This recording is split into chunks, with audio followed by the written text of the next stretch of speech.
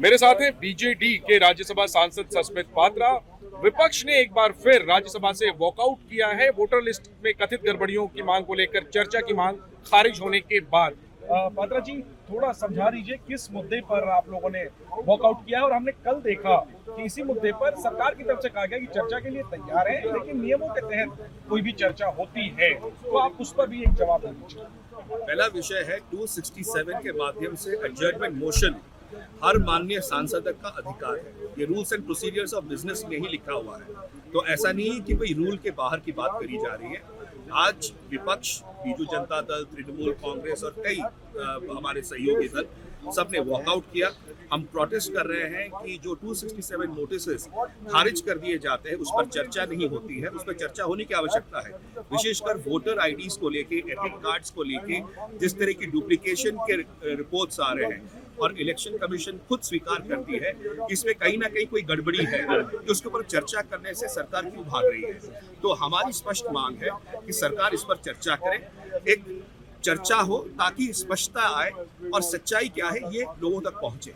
ये मुद्दा तो है भाई, लेकिन अगर इसके हम एक सियासी पहलू को देखें, बीजेडी अब ऑपोजिशन के कैंप में नजर आ रही है। ऐसा पहली बार हो रहा है कि हम आपको देख रहे हैं टीएमसी और कांग्रेस के साथ वॉकआउट करते हुए। आज डीएमके के कुछ नेता नवीन बाबू से भी मिलने वाले हैं डिलिमिटेशन के मुद्दे को लेकर के। क्या ये बीजेडी अब आने वाले दिनों में इंडिया गठबंधन या कहें विपक्षी गठबंधन में नजर आएगी? देखिए, पहला विषय है बीजू जनता दल। अगर आप 2024 से देखें, पिछले एक साल से एक स्ट्रॉन्ग ऑपोजिशन पार्टी की भूमिका में हमने अपना काम किया है संसद में और उड़ीसा में विधानसभा में भी।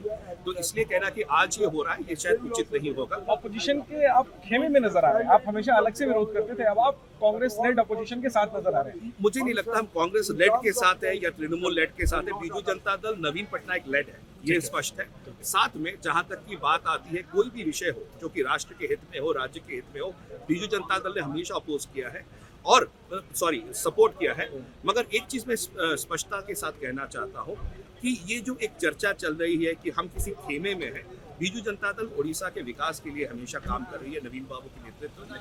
और पहले भी हम लोग वॉकआउट कर चुके हैं कई बार, जबकि दूसरे पॉलिटिकल पार्टीज, अपोजिशन पार्टीज के साथ। ये पहली बार नहीं है, मगर जरूर ये बात है कि जो वोटर आईडी का जो विषय है ये गंभीर विषय है और इस पर चर्चा होनी चाहिए। ठीक है, तो वोटर आईडी के मुद्दे पर तमाम विपक्षी दल एक साथ नजर आते दिख रहे हैं, चाहे तृणमूल कांग्रेस हो, कांग्रेस हो, और अब तो बीजेडी भी विपक्षी खेमे में नजर आ रही है। सवाल यही है कि क्या वोटर लिस्ट के बहाने ये एक विपक्षी एकजुटता की नई कवायद होने की कोशिश हो रही है। Jayendra Kumar, ABP news, Delhi. For exclusive and insightful videos, subscribe to our new channel ABP Live Premium.